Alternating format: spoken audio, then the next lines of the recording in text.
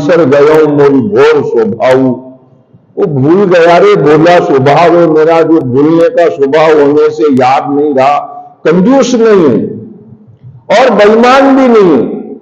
जो वचन मैंने दिया है उसका मैं पूरा पालन करता हूं और निभाता हूं। ये मेरी अपनी एक रीत है। क्या रीत है तुम्हारी? तो उनने यहां तक कहा कि रघुकुल रीत सदा चली आई, प्राण जाए पर वचन खाली नहीं जाई। कभी भी वचन हमारा व्यर्थ नहीं जाता है।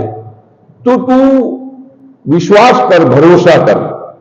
और ये कहकर के उन्होंने सत्य की दुहाई, धर्म की दुहाई, और महान महान धर्मात्माओं ने कैसे धर्म पर अपने आप को बलिदान कर दिया, उनके उदाहरण भी दिखा दिए। और हम कोई ऐसे वैसे व्यक्ति नहीं है जो बात करके पलट जाए, मुकर जाए। हम तो अपनी जान भी लुटा देते हैं वचनों के पालन करने में। तो उन्होंने कहा मैं मांगूंगा वो दोगे कि मुकर जाओगे? मैं ऐसा वैसा नहीं मांगने वाली हूं। उन्होंने कहा कि जो मांग लेगी वो सब दूंगा। तब जाकर के उसने अपने मन की भड़ास जो भर रखी थी तोप के गोले की तरह, वो वचन रूपी बाण चला दिया, जिसको सुनते ही दशरथ महाराज बेहोश से हो गए, घायल हो गए। और एकदम घबरा करके, आसरा जैसे डूबने वाला आदमी किसी सहारे को ढूंढता है, ऐसे उनको कुछ भी आसरा अपने मन को टिकाने का नहीं मिला। ओहो, कब ने समय का भयं गयं नारी विश्वास। ओहो, जैसे किसी योगी यति को सिद्धि प्राप्त होने वाली हो और अचानक वो पागल हो जाए। ये क्या हो गया मेरे साथ? मैंने क्या भरोसा कर लिया इस स्त्री का, और क्या क्या वचन दे दिए इसको। ये तो इसी वेरन निकल गई राम राज्य की। तो सुन, फिर समझाने का प्रयास किया और कहा तेरे में सोतिया डहा है, सोत की ईर्ष्या है तेरे में। इस सोत की ईर्ष्या के कारण तू समझ ले जरा, मैं समझाना चाहता हूं।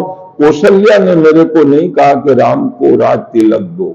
बड़े छोटे का जो परंपरा है, उस नाते ही अचानक मेरे मन में जोश आ गया और तुझसे सदा नहीं कर पाया। ये मेरी भूल है, मेरी गलती है, मैं मानता हूं। लेकिन उसकी सजा इतनी बड़ी नहीं हो सकती कि जितनी तेरे मन के भीतर, जितनी जिंदगी भर से पल रही द्वेष बुद्धि, वो पूरी की पूरी तुमने उंडेल दी अपने शब्दों में, लफ्जों में। और किसी राजा के मन पर कितना आघात लगेगा ये भी तुमने नहीं सोचा। कहां गई तेरी अक्कल? और ये कहकर के उन्होंने समझाने का प्रयास किया कि मोरे राम भरत दुनिया की सत्य करी शंकर साक्षी। राम राजा बने या भरत राजा बने, इससे मेरे मन को कोई फर्क नहीं पड़ेगा, दोनों ही मेरे बेटे हैं। और बड़े छोटे की एक परंपरा है कि बड़ा बेटा राज तिलक के योग्य है तो राजगादी उसे मिले। कोई अयोग्यता राम में है ही नहीं, इसलिए राम को राज तिलक की बात आई। और यदि तू कहे तो कोई दिक्कत नहीं, भरत को भी राजगादी दी जा सकती है। और राम को कोई राज का मोह नहीं है, उन्हें कोई गादी वादी से इतना लगाव नहीं है, बड़प्पन का कोई मोह नहीं है, मान प्रतिष्ठा की कोई भूख नहीं है राम को। राम तो अपने आप में ही आनंद मूर्ति है, वो अपने आप में खुश है। ये तो देश की जनता का सौभाग्य है कि ऐसा लगता है सबको कि राम हमारे राजा बन जाए। सारे देश की जनता ये भाव रखती है राजा राम राम राम सीता राम राम राम। राजा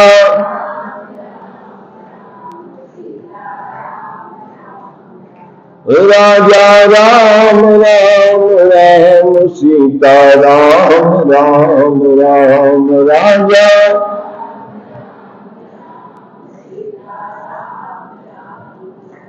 सीता राम राम राम। राजा राम राम राम सीता राम।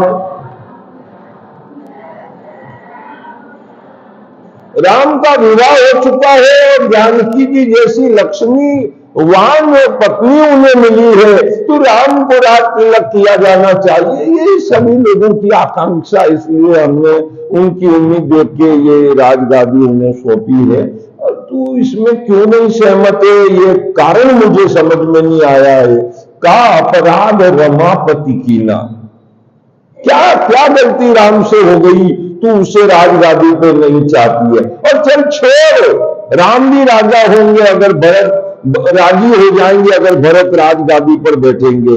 लेकिन गलती क्या है राम की, जो ये तुमने दूसरा खतरनाक सजा याफ्ता देने का वरदान, राम को 14 साल वनवास तपस्वी के वेश में, ये कौन सी जन्म की दुश्मनी इस देश से और मुझ राजा से, इस प्रजा से और यहाँ की परंपरा से और इस संपूर्ण दुनिया से वेर निकाल रही है तू राम को 14 वर्ष वनवास का शब्द बोल के। ये किसने तेरी बुद्धि बिगाड़ दी है, ये समझ नहीं पा रहा हूं। बहुत कुछ रोए, विलाप किया, दुख व्यक्त किया, गहरी गहरी श्वासें ली, बार बार बेहोश हुए, संभाल नहीं पाए अपने आप को, भावुक हो गए राजा। आघात लगा हृदय में राम के विवेक की बात सुन करके, 14 साल के वनवास की बात सुन करके। कड़कपन, स्त्री में कठोरपन कैसा अपनी जिद के लिए होता है, ये पहली बार राजा ने अनुभव किया अपने 60 साल के इस ग्रस्त जीवन में। पहली बार खुंखार शेरनी और घायल सर्पणी की भांति जिद्दी स्त्री होती है, और जब वो किसी बात के लिए तुल बैठती है तो कितनी खतरनाक हो जाती है, उसका वो रूप देखने लायक नहीं बनता है। ये राजा ने देखा उसका प्रारूप और कहा तू मुझे कारण गिना दे, तू मुझे वजह बता दे। उन्होंने कहा मैं नहीं बता रही तुमको वजह मैं नहीं बता सकती। किसने कहा किसने नहीं कहा, मुझे भी रोटी खाना आता है और साधारण पशु पक्षी को भी अपना हित अनहित का ज्ञान है। मैं कोई पागल औरत नहीं हूं। तुमने मेरा भला सोचा, कौशल्या ने तुम्हारा मेरा भला सोचा, और जैसा तुम लोगों ने मेरे बार योजना बनाई और रातम रात न जाने कितने दिनों से षड्यंत्र रच रहे थे तुम राम को राजगादी पे बिठाने का, मेरे बार मेरे बगैर, अब उसकी सजा तुम्हें दे के रहूंगी। कुछ नहीं सुनना चाहती। और ये जो तुम्हारी नाटक लीला है ना कि मैं जिंदा नहीं रहूंगा, मैं मर जाऊंगा, अरे तुम काय को मरो, मरो तो मैं मरूंगे, तुम तो खुश रहो। मरना तो तय है। अब फंस गए हो तुम अपनी करनी के जाल में। तुमने मेरे बार मेरे बगैर राम को राज तिलक देने की कोशिश करी, अब मैं तुमको सजा दिए बिना नहीं छोड़ूंगी। मर जाओ, कल मरते हो तो अभी मरो। इतनी अड़ियल केकई हो गई। और मैं 2 महिलाओं के नाम में करीब करीब अटकल लगा सकता हूं। मंथरा भी अपने स्वभाव के कारण मंथरा कहलाई है, और ये केकई भी अपने स्वभाव के कारण शायद केकई कहलाई है। हद की सबूरी के कारण शबरी, हद की सबूरी के कारण शबरी कहलाइए। नाम के पीछे एक अर्थ है। जिनमें जो लक्षण देखा गया वो नाम उनका रख दिया गया। रामचरितमानस की खूबी ये है। अंत तो बटुआ साहब क्लेश होता रहा, पति पत्नी में रात भर। राजा मनाते रहे और रानी रूठ करके और एकदम मजबूत क्रोधीन शेरनी की तरह हो गई। सवेरे तक रात को क्रोध लीला शुरू हुई, सुबेरा हो गया। ब्रह्म मुहूर्त में नित्य प्रति राजा जाग जाते थे, 3:45 बजे उठ जाया करते थे और स्नान आदि से निवृत्त होने लग जाते थे और विरुदावलियों का बखान होता था और मंदिर की आरतियां उतारी जाती थी और निरंतर पुजारी लोग सब सक्रिय हो जाते थे, सेवाधारी सक्रिय हो जाते थे। लेकिन आज जब रात तिलक का दिन है तो क्यों अंधेरा महल में छा रहा है, ये क्यों सन्नाटा पसर रहा है, ये क्या सकून है। इस बीच सुमंत जी आए, मंत्री हैं वो, देश के संचालक है, प्रधानमंत्री हैं। उनको कहा जाके पता करो क्या क्लेश हुआ है, क्या रोड़ा पड़ गया है इस राज तिलक में। हम सब तैयार होके और मंगल दान करने के लिए आए हुए हैं और ये खुशियों के मौके पर कुछ अपशकुन सा दिखाई दे रहा है। शुभ शुभ बोलो कहकर के सुमंत जी गए और जाकर के क्या देखा, मानो किसी शेरनी ने किसी बूढ़े हाथी का शिकार कर दिया हो और फिर इत्मीनान से उसकी छाती पे खड़े होकर देख रही हो अपने पराक्रम को। ऐसे ये देख रही है कि कई जय जी कहकर के प्रणाम किया और पूछा, महारानी जी ये क्या देख रहा हूं। उन्होंने कहा तुम ज्यादा न बोलो, महाराज की तबीयत खराब हो गई रात को और पता नहीं क्या बात है, राम राम कर रहे हैं और बेहोश हो रहे हैं बार बार। शायद राम से मिलने की बेताबी, इनकी तबीयत बहुत बिगड़ गई है, तुम इनकी तबीयत ठीक करने के लिए राम को मिलाओ इन्हें ला करके। सुमंत जी प्रणाम कह करके फिर राम के पास गए और राम अभी जगे ही थे। तुरंत उन्हें कहा गया कि कई के महल में याद फरमाया। तुरंत जैसे खड़े हैं एकदम राम कुभांति चले, यानी अपने बाल भी नहीं संवारे, जैसे रात के बाल पड़े हैं बिखरे हुए उन्हीं बालों से और उसी वेशभूषा से, नाइट ड्रेस से ही राम चले जा रहे हैं, पब्लिक देख रही है। और उस स्थिति के भीतर वर्णन किया वहां क्या ताज्जुबग्रस्त बात है कि सारा महल वाला देख रहा है और राम मुस्कुरा रहे हैं। ये ठीक हुआ, ये जो कुछ हुआ है ये बहुत अच्छा हुआ है, ये अपने मन के लायक हुआ है, अच्छा संदेश आया है। लेकिन वहां गए तो क्या देखा कि पिता धरती पे पड़े और कमर पे हाथ रख करके और बड़ी अकड़ के साथ महारानी कैकेयी जी खड़ी है, दोनों को प्रणाम किया और कहा मां ये क्या देख रहा हूं, ऐसे महाराजा विराज ऐसे जमीन पे, तुम मिलो। और राम ने पिता को उठाया, अपनी गोद में बिठाने का, उन्हें सहारा देने का प्रयास किया और हाथ से उनको सहयोग किया और कहा पिताश्री क्या हो गया आपको। और पिताश्री की आंखों में आंसुओं की जड़ी चल रही है और पिता बेहोश से है और मां अपना भाषण शुरू कर रही है। राम सुनो, मैंने 2 वरदान इनके पास अमानत रखे थे बरसों पहले, जब जरूरत होगी तब मांगूंगी, आज मांगा मैंने इन्हें। सुनो तुम, भरत को राजगादी मांगी है मैंने और 14 साल तपस्वी का वेश बना करके तुम वन वन विचरण करोगे, ये मांगा है मैंने। और तुम्हारी मोह माया और आसक्ति के कारण ये स्त्री चरित्र कर रहे हैं मेरे आगे। जो स्त्रियां करती है बेबस होने पर, वो रोना धोना कर रहे हैं मेरे आगे, सुरमा खिलाते हैं ये। और बड़ी बड़ी बातें करते थे कि धर्म पर हमारा रघुकुल प्राण न्योछावर कर देता है जब किसी को वचन देता है तो। और आज वचन का पालन करने का मौका आया तो लुगाई की भांति रो रहे हैं। और इस वंश की कीर्ति और धर्म को ये आज नष्ट कर देना चाहते हैं। यूं नहीं प्रतापी वंश बनते हैं। प्रतापी वंश बनने में हृदय को पत्थर से थामना पड़ता है,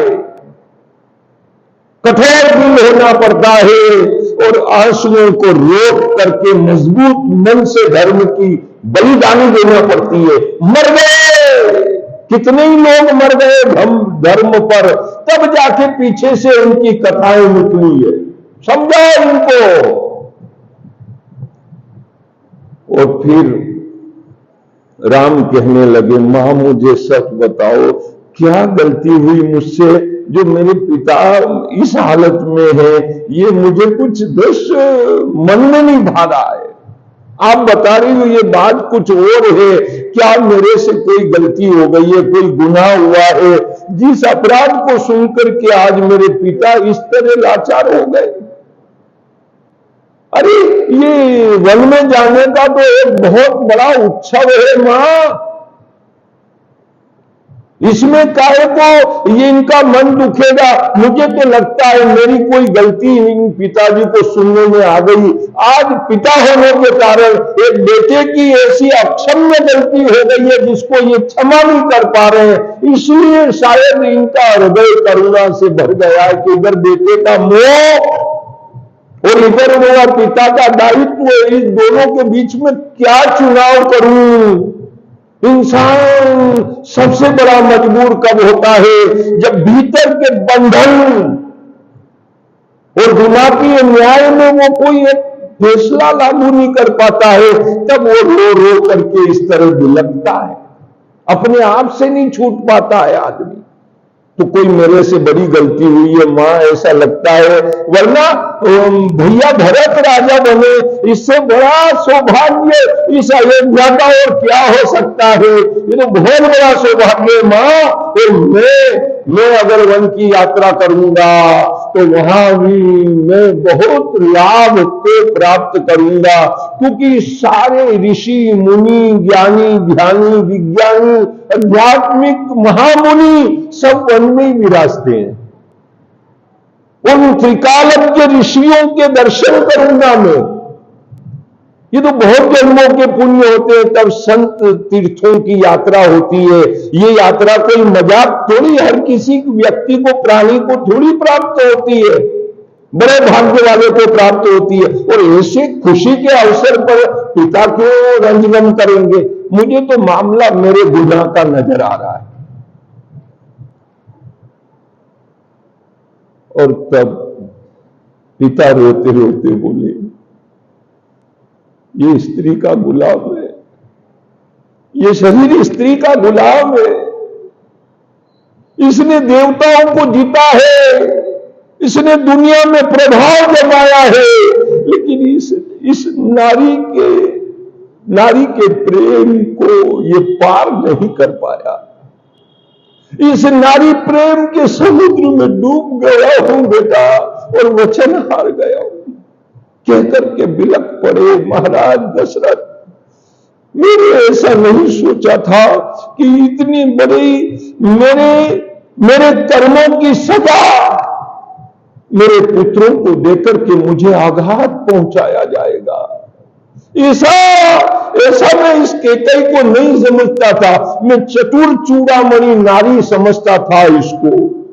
हर राजकीय फैसलों में इसकी बराबरी से सलाह लेता था, लेकिन आज ये सलाह मुझे भारी पड़ गई है। और आज मेरे प्राणों को मुझसे छीनना चाहती है। ये कैसे मैं जिंदा रह सकता हूं। इस पीड़ा को सुनते ही राम समझ गए बात वही है जो मां कह रही है। नहीं नहीं पिताजी नहीं, ये जो अपना वंश पूजा जाता है, इसकी मान्यता ब्रह्मांड में मानी जाती है, ये धर्म के कारण मानी जाती है, और उस धर्म में आप समझौता नहीं करेंगे। मैं अभी जाता हूं, मां से आज्ञा लेकर के आता हूं, और भाई लक्ष्मण को कार्य संभला करके आता हूं, जरा मुझे आज्ञा दी जाए, और आप धैर्य धारण करें। और ये एक खुशी का अवसर है कि अपने परिवार को धर्म पर न्योछावर होकर के मन की तपस्या करने का मौका मिल रहा है, जिससे विमल कीर्ति इस वंश की और उजागर होगी दिगंत में। इसलिए इस साहसिक कार्य के लिए आप मुझे आशीर्वाद दें, और आप स्वयं भी तटस्थ हो जाए। ये राम कहते हुए प्रणाम करते हैं पिता को और चल पड़ते हैं वहां से। और मां कौशल्या इंतजार कर रही थी, वो कह रही थी कि अरे रे बेटा अभी तक नहीं आए तुम, अभी अरे आज तो तुम्हारा युवराज्याभिषेक है और तुम अभी तक नहीं घूम रहे हो, रात के ही वस्त्र पहन के घूम रहे हो, कब नहाओगे और कब क्या, थोड़ा स्वल्पाहार कर लेना बेटा, दिन भर लग जाएगा आज के उत्सव में। ममता कह रही थी पुत्र की चिंता, और राम कह रहे मां पिता दीन मोहि कानन राजू, पिताजी ने राज तिलक कर दिया मेरा, वो वन की यात्रा दी है उन्हें। सुनते ही एकदम सन्न रह गई, मानो जैसे बिजली कड़की हो और कई इंसानों को मार गई हो, ऐसी घायल हो गई कौशल्या और विचार में पड़ गई और कहने लगी, जो केवल पितुआय सुताता तो जन जाहु दिमाग काम नहीं कर रहा है राम, विचार उलझ गए, समझ नहीं पा रही हूं किस अपराध के कारण तुम्हें वन की यात्रा राम दे दी गई है, मैं समझ नहीं पा रही हूं, पर अब समझ में आ रहा है कुछ। महाराज रात को गए थे केकई भवन, किसी गुस्से के कारण, क्षणिक अपराध के कारण तुम्हें वन में जाने की आज्ञा दी हो तो मैं तुम्हारे पिता को समझा दूंगी, इतना अधिकार तो पिता पे मेरा भी बनता है। लेकिन अगर तुम्हारी मां ने भी कहा है, मां कौन है? बोलने वाली, और वो कौन है? वो तो भी माता है, सौतेली मां है। लेकिन सौतेली मां को ये मां असली मां बता करके कह रही है, जो पितु मातु कहे वन जाना, जो पितु मातु कहे वन जाना, तो सतकानन रवध समाना। पिता ने कहा हो तो उनको मैं समझा दूंगी और इस आज्ञा को निरस्त करा दूंगी, पर तुम्हारी मां ने ये योजना बनाई है कि तुम्हें वन में जाना है, तो बेटा बेधड़क हां कर लेना, 14 साल चुटकी बजाने में निकल जाएंगे, 14 साल यूं निकल जाएंगे। जो पितु मातु कहे वन जाना, तो सतकानन अवध समाना। ये अयोध्या में जो सुख नहीं है बेटा, इस परिवार की एकता को बनाए रखने के लिए तुम चले जाना वन की यात्रा में। 14 साल निकलने के बाद इस परिवार पे एक छाप तुम्हारी छूट जाएगी और सदा सदा के लिए एक मिसाल पुरुष बनकर के तुम खड़े हो जाओगे। इसलिए घबराना मत मन की बात सुन करके जाओ, मेरा आशीर्वाद है। कौशल्या ने उन्हें कहा, चर्चा हो रही थी, इस बीच जानकी आई, उनको समझाया। लक्ष्मण आए, उन्हें कहा मां की आज्ञा, पिता का आदेश, राज्य की व्यवस्था। वो क्या महाराज, जिनका जो कर्तव्य है, दायित्व है, वो निभाए, अपने तो भगवान की चरणों का आश्रय ही सब कुछ है, उसके बिना जीना बेकार है, व्यर्थ है। रो पड़ते हैं। मेरे तो आधार सीताराम के चरणारविंद, मेरे तो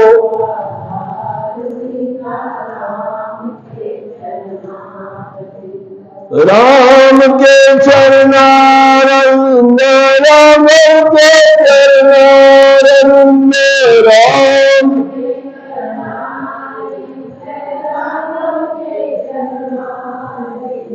मेरे तो आधार सीताराम के चरणारविंद।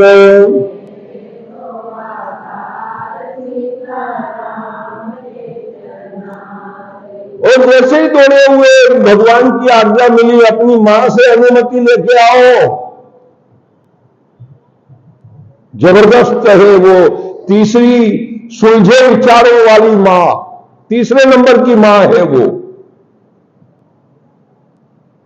और बड़े सुलझे विचारों की वो क्या करे, अरे बेटा राम अगर वन को जा रहे हैं, जानकी जिद कर रही है वन में जाने की, तो बेटा कोई प्रयोजन नहीं तुम्हारा यहां अयोध्या में, एक पल तुम्हें रहने की जरूरत नहीं। इससे बेहतर मौका अपने भाग्य को चमकाने का और कुछ आने वाला है ही नहीं।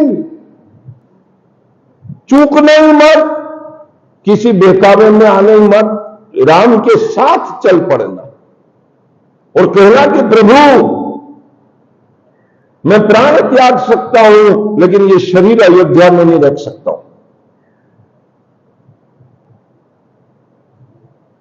उस दिन मेरी कोख सफल हो जाएगी, तुम्हें 9 मास पेट में रखना सफल हो जाएगा, एक मां शब्द तुम्हारे साथ मेरा सार्थक हो जाएगा अगर तुमने राम की भक्ति में अपना अर्पण लगा दिया, समर्पण कर दिया। पुत्रवती युवती जग सोई, रघुपति भक्त जासु सुत होई। वो युवती धन्य होती है जिसका बेटा भक्त पैदा होता है। न तरुबाज भलवाद वियानी, वरना यूं लाड़ प्यार से बच्चों को होशियार बनाने का काम तो पशु पक्षी और सभी प्राणी जगत कर रहे हैं। वो पशु धर्म जो बच्चे पैदा करने का है, उससे कनेक्टेड कर दिया मानव बिरादरी की स्त्रियों को सुमित्रा ने। नतरुबाज बल वाद वियाणी, क्यों ब्याह करके और जिंदगी को खराब किया। राम विमुख सुतते हित जाने, जो भगवान के प्रति वफादारी से प्रेम से भरा हुआ नहीं है, वो मां बाप का क्या सम्मान करेगा, संभव ही नहीं। ये इस घर का घटनाक्रम देखिए आप, इस महलवाड़े की ये सांबंधिक चर्चा किस हद तक है, कितनी अदबी है, कितना आदर है, कितना सम्मान है, कितना रिस्पेक्ट है और कितना लिहाज है संबंधों का। आप देखिए इस कथानक में। जब रात कोई गुरुदेव सूचना सुनाने गए ना, तब भी राम अफसोस कर रहे थे।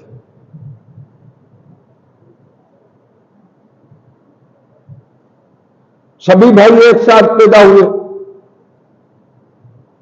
जन्मोत्सव साथ मना, यज्ञोपवीत साथ हुआ, गुरुकुल में साथ साथ में गए, यहां तक कि ब्याह भी साथ में हुआ। ये बात थोड़ी अच्छी नहीं लगी गुरुदेव। बंधु विहाय बड़े अभिषेकु, और भाइयों का तो राज तिलक नहीं हो रहा है, न खाली मुझ राम का ही राज तिलक हो रहा है। ये न्याय नहीं हुआ इस अयोध्या में।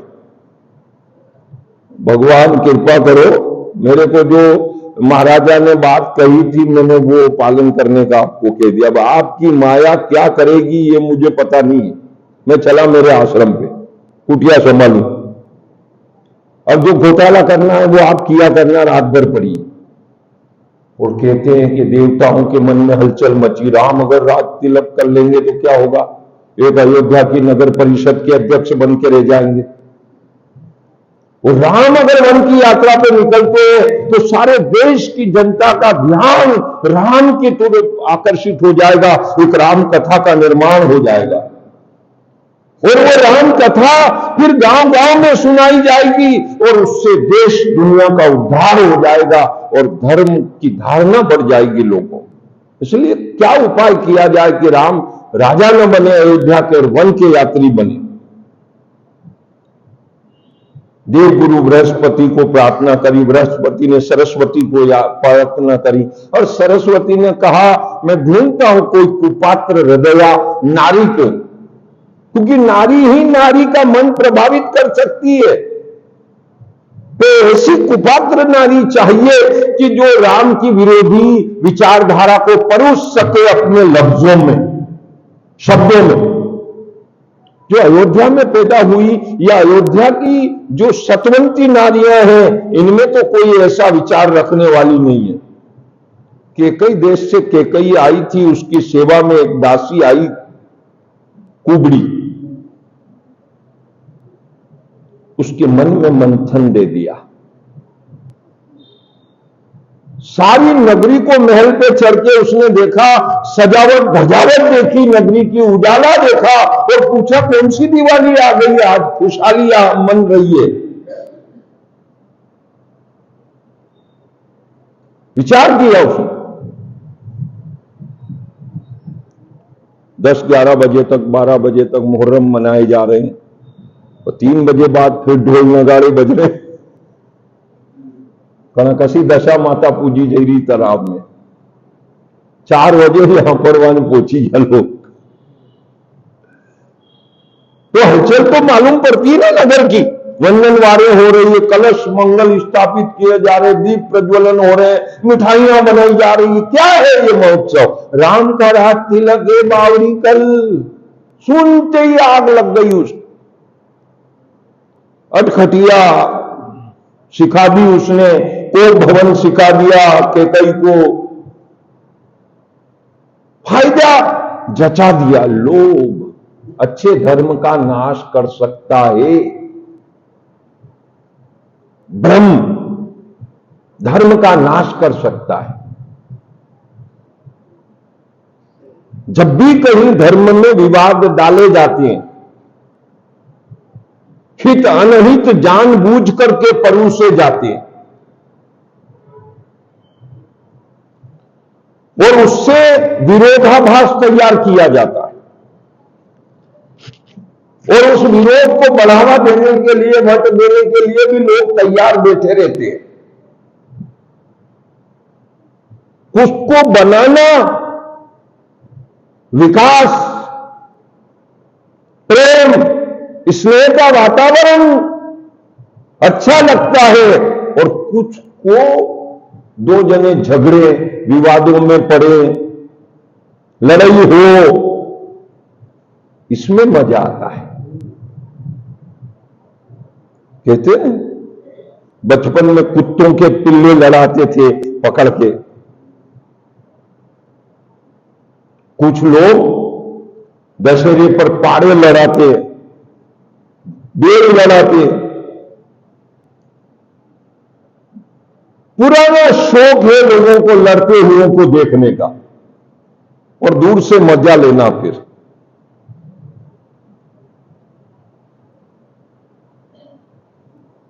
अब इस लड़ाई फैलाने की विद्या का नाम नारद विद्या रख दिया गया। नारद जी का इस लड़ाई वाली विद्या से कोई लेना देना नहीं है।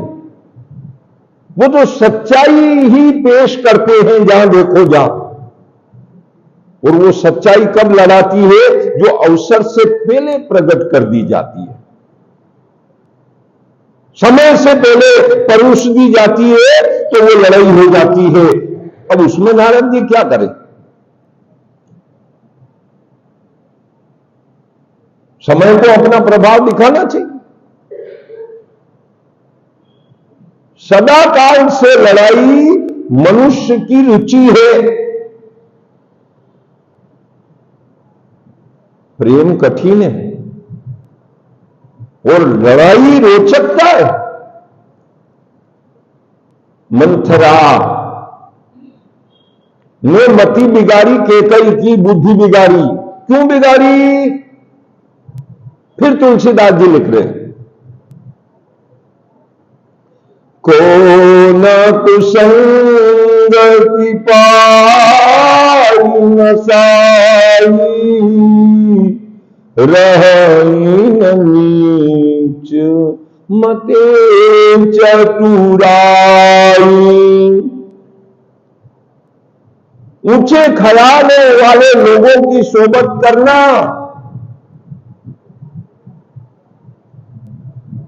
निम्नता का चिंतन करने वाले लोगों की सोबत मत करना।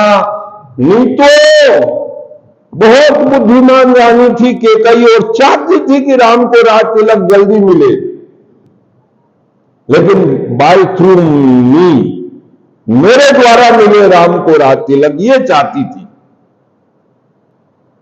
झगड़ा क्यों हुआ? क्योंकि महाराज ने उससे सलामी ली और बारू बार आज तिलक की तैयारी कर ली। उसने कहा मैं कहां गई, मेरे बारू बार राम राज तिलक करेंगे तो फिर मेरा महत्व क्या रहा इस दुनिया में?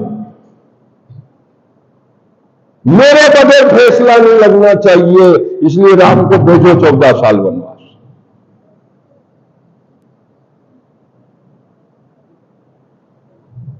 समझने की बात है।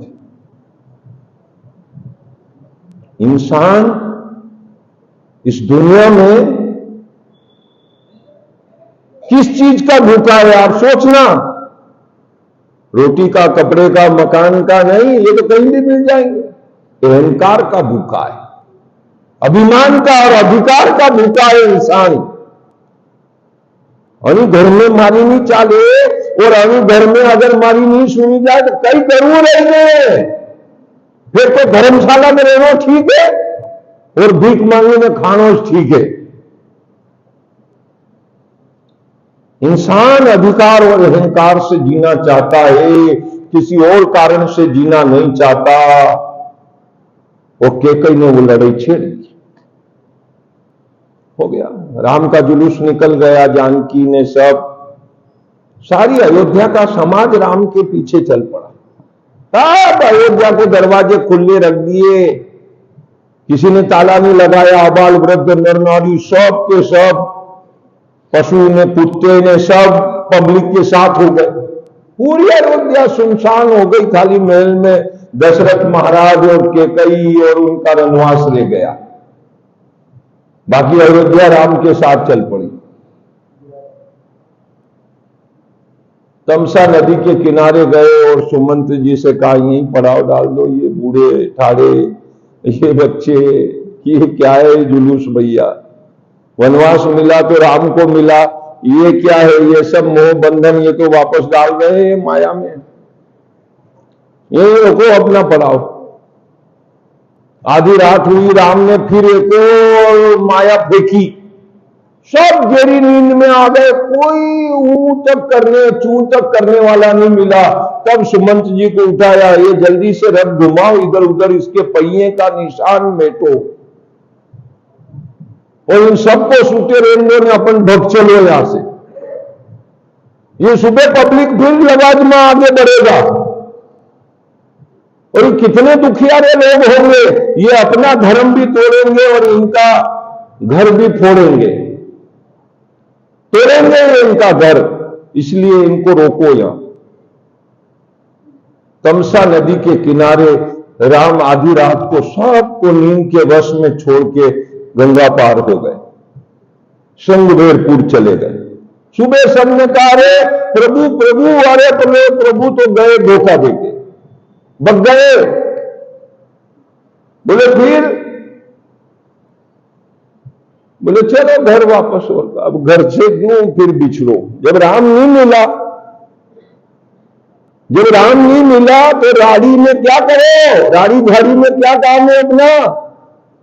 राम इसलिए छोड़ गए कि घर संभालो, दुनियादारी संभालो, मैं जा रहा हूं धर्म पे। उद्धार करने के लिए। तुम तुम्हारा घर संभालो, तुम्हारा धर्म घर में ही है, गांव में ही है, ये चले लौट के वापस घर पे। सब आ गए और सबने नियम रच लिया कि राम वन में तपस्वी बन के रहेंगे, अपन घर में तपस्वी बन के रहेंगे। गृहस्थ एक तपोवन है और हम उसके तपस्वी हैं। ये व्रत हर आदमी घर में भी ले सकता है। और कथा कहती है राम ने यात्रा की, निषाद राजगुह्य मिले प्रयागराज, केवट की सारी कथा लिखी, चित्रकूट तक का मुकाम लिखा। निषाद राजगुह्य आए, घोड़े भी वापस अयोध्या जाना नहीं चाहते राम को छोड़ के, सुमंत जाना नहीं चाहते। 5वें 6ठे दिन सुमंत जी भूखे प्यासे अब घायल से हुए राम राजा को खबर देते, राजा राम राम राम कई राम राम कई राम, राव गए सुरधाम, राम के वियोग में प्राण त्याग दिया। सारा रनवास और अयोध्या रिदन करने लगा, पर वो तो होना ही था। सबको पता था कि जब राम ही रम गए तो बाप क्या रहेंगे। उनके प्राण तो पुत्र के अधीन थे। सच्चे प्रेमी हैं ये राम के, जिनका राम का वियोग बर्दाश्त नहीं हुआ। होना था वही हुआ, वही है, अचंबा कुछ भी नहीं है। महाराज वशिष्ठ ने दूतों से भरत जी को बुलाया। घटनाक्रम देखिए आप, भरत जी आए केकल देश से और सारी अयोध्या सुन मुन नजर आई, खाऊ खाऊ करती हुई नजर आई, सन्नाटा पसरा हुआ दिखाई दिया। और एक मां महल के द्वार पर आकर के बेटे की आरती कर रही है, बेटे की आरती कर रही है और बधाई की न्यूज सुना रही है। बेटा भरत, तुम इस देश के अब राजा महाराजा धीराज सम्राट बन चुके हो, बधाई हो महाराजा धीराज भरत की। क्या पागलपन है।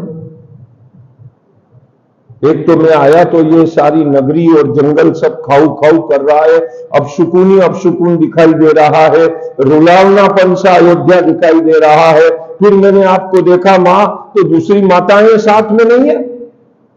जब भी कोई किसी की अगवानी और अतिथि सत्कार किया जाता है तो बहुत सारी जो राजमाताएं हैं वो उनका मंगलिक महोत्सव बधाइयां करके और मांगलिक स्वागत करती है। और आज वो बेरुखी का स्वागत केवल आप थाली लेके खड़ी है और सारी माताएं नजर नहीं आ रही हैं और अयोध्या आज सारी रो रही है। ये क्या पागलपन है ये। और भरत महाराजा धीराज, ये क्या पागलपन है। फिर उनने सारी कथा सुनाना शुरू किया। ये है ना, बताऊं ये है ना, महाराजा धीराज राम को रात तिलक दे रहे थे तो हमने वो रुकवा करके और आपके लिए वरदान मांगा कि महाराजा धीराज भरत जी को बनाया जाए अयोध्या नरेश। बधाई हो।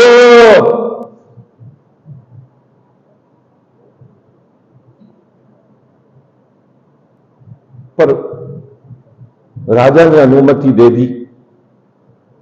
एक विधि ने काम कुछ बिगाड़ दिया कि अयोध्या के राजा की स्वीकृति आपके नाम की हुई और उसके बाद 7वें दिन उनका शरीर छूट गया। सूरपुर पधार गए, चिंता की बात नहीं, वृद्धावस्था थी। वृद्धावस्था में तो जाना ही पड़ता है बेटा, सबको ही भगवान के दर। अमर पट्टा कौन लेके आया? कोई आया क्या? कोई है 150 साल का, 200 साल की उम्र का कोई मनक है क्या? मृत्यु की चिंता इसलिए नहीं है कि भी तो वी मरिया, अपन थोड़ी मरे। अरे वी मरिया तो हम भी मराना नहीं है। बिराजा तक आए बाबूजी, अंदाता बिराजा तक आए, सब बाबूजी पधारिया सब पधारिया एक एक करी तो अपनों भी नंबर ला देगा, जाना तो पड़ेगा। मन मुसाफिर निकलना पड़ेगा, काया कुटी खाली, रे मन मुसाफिर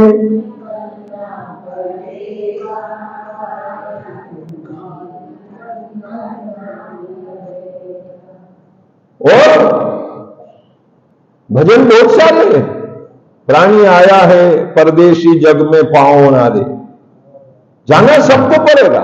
जिंदगी की राह का गए हैं, एक ना एक दिन निकलना पड़ेगा, ये तो जाना ही पड़ेगा। तू उपदेश दे रही केकई के वो सुरपुर पधार गए। अयोध्या छोटी थी, स्वर्ग का राज्य उनको मिल गया। और राम को तो 14 साल के लिए वनवास भेज दिया। अब बेटा निष्कंटक राज्य भोगो तुम, ये मां ने तुम्हारे लिए विशाख बिछा दिए है अयोध्या के राजपाट ठाट बाट की। कोई कांटा नहीं है तुम्हारे रास्ते में, रोड़ा नहीं है कोई भी। निष्कंटक राज्य तुम्हारा, भोगो इसे। हो भरत जी का सुनना था कि राम को 14 साल वन में भेज दिया। बाप का मरना तो एक आघात था, अरे वो तो छोटा दुख था, पर ये और बड़ा दुख हो गया कि मेरे कारण मेरी मां ने राजपाट ठाट बाट ऐसा मांगा कि मेरे बड़े भ्राता श्री और भाभी श्री को वन में भेज दिया, और 14 वर्ष के लिए मेरे कारण उनको भिखारी बना दिया, तपसी बना दिया। सन्नाटा पसर गया, आत्मा में धक्का लग गया, मानो बिजली का झटका लगा हो। अरे मां तेरी बुद्धि को क्या हो गया, कहां चली गई तेरी अक्ल? ये राजगादी के लिए तेरा बेटा जन्मा था, और इसी जरूरत पड़ गई कि राम को वनवास भेज दे 14 साल।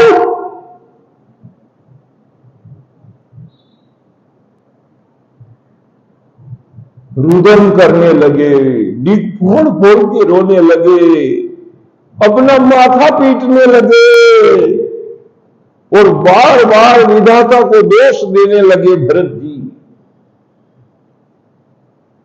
और कहने लगे अरे ओ जननी, तू जननी भई विधिशन कछु न बसाए, हंस वंश दशरथ जनक, ये राम लखन से भाई, राम और लक्ष्मण जैसे मेरे भाई को तूने वन की यात्रा दिखा दी, और मुझे राजगादी। मैंने कब ये कुर्सी मांगी थी कि राम को खड़ा रख दो और मुझे कुर्सी दे दो। ये क्या तेरे मन में ख्याल आया कि मुझे राजा गादी चाहिए? नहीं चाहिए। तूने किसी इंसान के प्राण ले लिए और उसका तो गेहूं गांठों से श्रृंगार कर रही है। प्राण ले लिए ने फिर उसको सजा धजा रही है। क्या काम का है वो मुर्दा शरीर राजगादी के सिंहासन पर बैठा हुआ, जब राम ही उसके कारण वन को चला गया। नहीं जीना मुझे ये जीवन, धिक्कार है इस जीवन को। इतने में मंथरा दौड़ी दौड़ी आई, महाराज की जय, महाराजा धीराज भरत की जय, सरकार ये सब लीला मैंने केवटी है, मुझे इनाम मिलना चाहिए। तो दाढ़ी की चोटी पकड़ के और शत्रुघ्न जी ने घसीट दी, ले थारो इनाम। भरत जी ने कहा नहीं नहीं नहीं, धर्म का उल्लंघन नहीं करना, अपने आवेगों पर नियंत्रण करो। और जो विधाता ने ये कहर ढाया है इस राजकुल पर, इसको बर्दाश्त करो, इसको सहन करो, और सहन करने की शक्ति प्रभु से मांगो। कर लिया। जिन जिन कुकर्मों को जो फल देना था मां के जरिए, पिता के जरिए, ये सब वनवास अपने माथे पर आकर के उमड़ गया है। और इस विपत्ति से कैसे अपने आप को निकाला जाए, उबारा जाए, वो रास्ता ढूंढो भैया। गुरुदेव के चरणों में नमन किया, और प्रणाम करने के बाद मां से मिलने गए कौशल्या से, और कहा मां, सपने में भी अगर मैंने कल्पना करी हो सुख संपत्ति और सत्ता की, तो मुझे वो नरक मिले, मुझे वो अधम गति मिले, वो पापियों की गति मिले, वो अधमों की गति मिले। बार बार बोलने लगे। उन्होंने कहा मत बोल बेटा, मत बोल। मैं ही सुन के सन्न रह गई कि ये केकई ने क्या कर दिया, पर विधाता दोषी है। केकई में ऐसी बुद्धि नहीं है, उसकी ऐसी भावना नहीं है। उस वक्त में काल ने उसकी मति घुमा दी, बेटा मत बोल, मां के बारे में भी मत बोल। निर्दोष है मनुष्य, विधाता ही सब कर्म करवाता है और वही कर्म का भाग्य भोगाता है। धैर्य धारण कर बेटा, पिता का काम काज करना है, अभी दाह संस्कार करना है। तेल कढ़ाव में मसाले लगा करके शरीर रखा हुआ है, और तब कहते हैं दाह संस्कार की तैयारी की गई।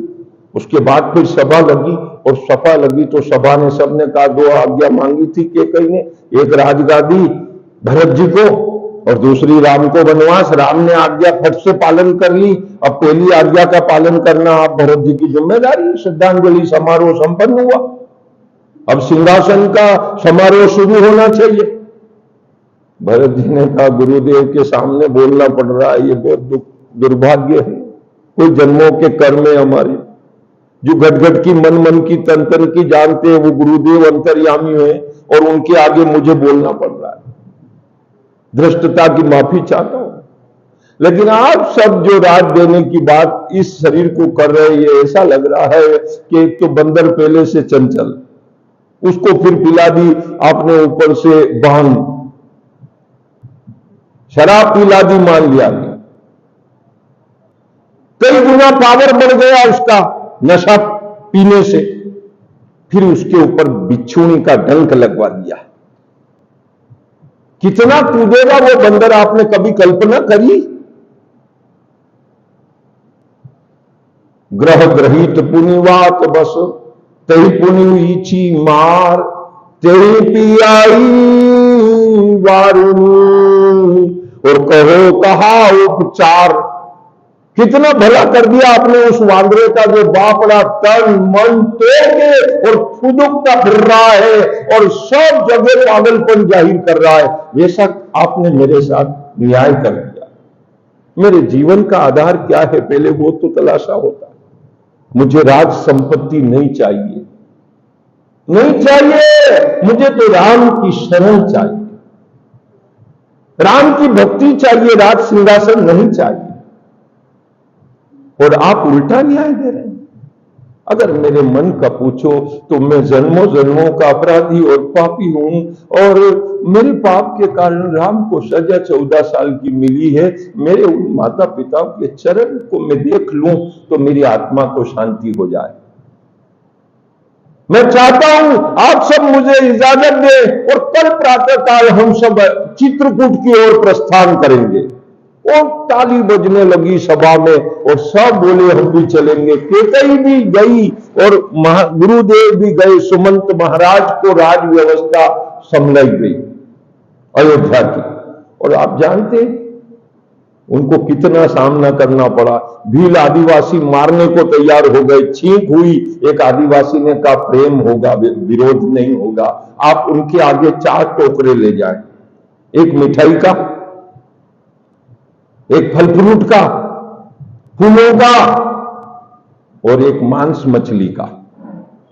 अगर वो लड़ाई करने वाला व्यक्ति है तो हिंसा का भोजन करेगा, अगर उसके मन में लोभ होगा तो वो मिठाई खाएगा, और यदि वो सात्विक बुद्धि होगा तो फल फूल ग्रहण करेगा। आप परीक्षा करके देख लीजिए। कुछ भी हाथ नहीं लगाया भरत जी का। वो जगह बताओ जहां मेरी मां और मेरे पिता सोए थे, वो जगह को मैं प्रणाम करूंगा। सारा आदिवासी समाज गदगद हो गया। ये है भक्ति के लक्षण, ये है भक्ति के लक्षण जो भरत जी ने प्रकट किए। पूरी रामचरितमानस हनुमान और भरत जी को अगर निकाल दिया जाए तो राम कथा का कोई रस ही नहीं रह जाता है। भक्ति को क्या चाहिए ये हनुमान ने दुनिया को दिखा दिया, और भगत को क्या चाहिए भरत ने दुनिया को दिखा दिया कि भक्ति का क्या लक्ष्य होता है। हमारी तो कथा ही जनका चली गई दादा, ने समय जनका चला गया और वो भागवत भी जनका रह गई और यह अधिक मास तो बेचारे इंतजारी करते रह जाए। बोलिए कृष्णचंद्र भगवान। 9वां अध्याय सूत जी पूछ रहे हैं और शौनकादिक ऋषि के आगे सूत जी सबल करा रहे हैं। नर नारायण भगवान बद्रिकाश्रम में बोल रहे हैं।